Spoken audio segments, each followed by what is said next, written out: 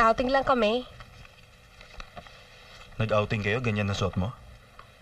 Ganda, di ba? Sardo.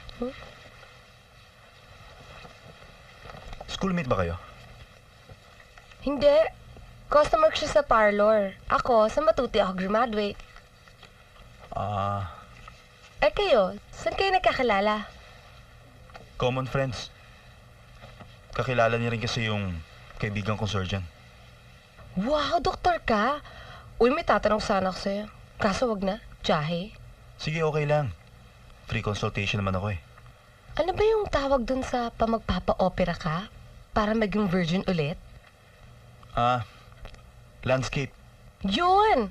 Magkano kaya abutin yun? Depende. Depende sa sikep? Glenda, paracetamol ko nga sa dresser. Ang swerte mo. Napaka-charming at intelihente na anak mo. I enjoy the evening. Thank you. Welcome, night.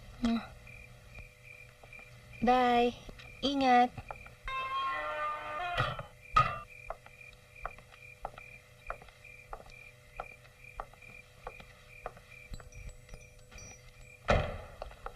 Ay, Raya, uwi na ako. Saka ako na lang ito natirang red wine, ah. Salamat sa pasalubong, ha? O sige, bye-bye. Alis na ako. Susi, sandali. May tatanong ka pa? Nga pala, si Anton, surgeon, hindi cosmetic surgeon. At saka sana, pag hindi ka pa masyadong pamilyar sa tao, wag mo na magtatanong ng mga personal mo. Ay, sorry, ah. Naisip ko lang naman kasi na baka okay sa akin magpa-opera, saka baka malay mo may sumaryoso pa sa akin. Eh, doktor naman si Anton, di ba? Okay lang naman sa kanya. Saka, pag doktor, wala naman bastos, di ba?